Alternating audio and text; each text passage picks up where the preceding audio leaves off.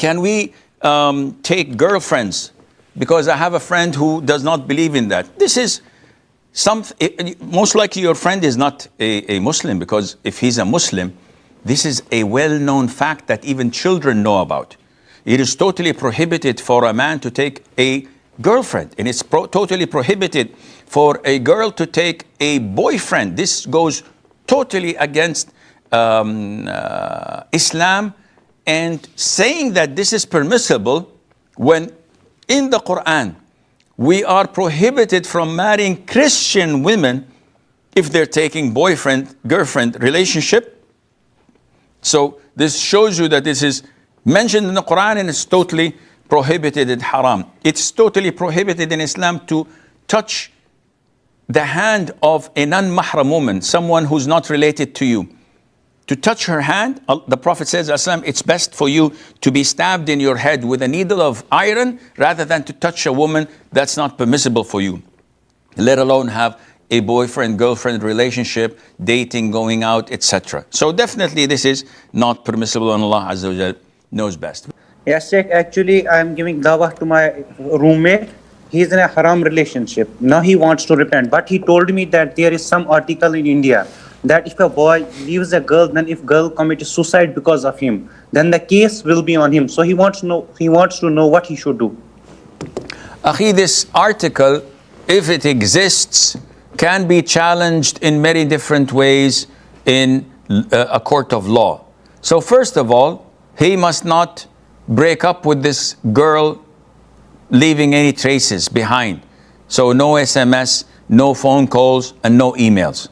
He just simply blocks her, ignores her, so that nothing can be held against him in a court of law. And at the end of the day, he should fear Allah Azza wa Jal. If this is a consequence of a haram relationship that he had fell in, he has to pay the price. He has one of two choices: either to break up, leaving no traces behind to incriminate him, or to continue in his relationship with this girl and end up in hellfire. Of course, the latter is not an option. So he has to do his due diligence, he has to improvise, do whatever he needs to break up with this haram relationship without leaving any traces to show that may incriminate him in a court of law. A girl had a relationship with a boy, and she wants to cut all communications, but she remembers that she gave him an oath not to do so. Should she offer expiation? If she just promised him, no, there's no expiation. But if she took an oath in Allah's name, then the answer is yes. She has to feed or clothe 10 poor Muslims, one meal, average meal. And if she's unable to do that financially, she should fast 3 days only. But definitely she should not ever consider having any relationship with him. My question is about getting married. I have really strong feelings for somebody who's a non-Muslim guy, and I'm not in a haram relationship with him, and I'm seeking help from Allah by praying, and my parents want me to get married, and I just can't. I feel like if I get married to someone else, it would be a deception to them. What should I do? First of all, do you want to follow Sharia, or do you want to follow your whims and desires? I want to follow Sharia.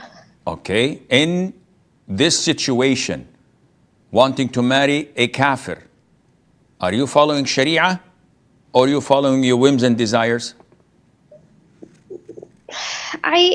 I will not marry him if he does not. You did not answer me. Would you ask the question again, please? In this situation where you want to get married to this kafir, are you following Sharia in the whole situation of knowing him, of wanting to marrying him, and thinking of the future? Are you following Sharia or your whims and desires? Whims and desires. Khalas, you answered your question. Listen to me, my daughter. This is shaitan. This person as he is. We don't judge him. No, we judge him. He's a kafir. He is a disbeliever. He insults Allah. He thinks all the wrong things about our religion. Even if he claims that, no, I believe Islam is good and Muhammad ﷺ is a good messenger, blah, blah, blah. If you believe, accept Islam. I'll take my time, don't pressure me. He's a kafir. Your allegiance, your feelings towards anyone alive should be based on Islam, on Sharia. Even with your parents, they love Allah, they pray, I love them. I'm dutiful to them. So this man, at the moment, is beyond question. And you have to block any satanic and evil feelings you have, because this is purely from shaitan. What are the traits and characteristics that would draw me to him? He fears Allah.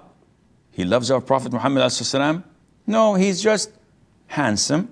He has a good job. He has a good car. His character is good. He's a kafir. He's a dweller of hellfire if he does not accept Islam. If he accepts Islam and becomes a real Muslim, that's a different story. But till then, don't put all the eggs in one basket. You drop the basket, you lose your capital. Someone comes who's religious, Muslim, good job, good looking, good family, and you say, I will deceive him. No, you will not. The moment you get married to this Muslim man, this kafir would vanish in thin air, because he has nothing to compare with this Muslim who says La ilaha illallah. So follow Sharia and do not follow your whims and desires. May Allah send your way and the way of every Muslim and Muslimah who are looking for a marriage, a good, righteous, beautiful, handsome, rich spouse that would give them happiness in this life and would accompany them in Jannatul Na'im.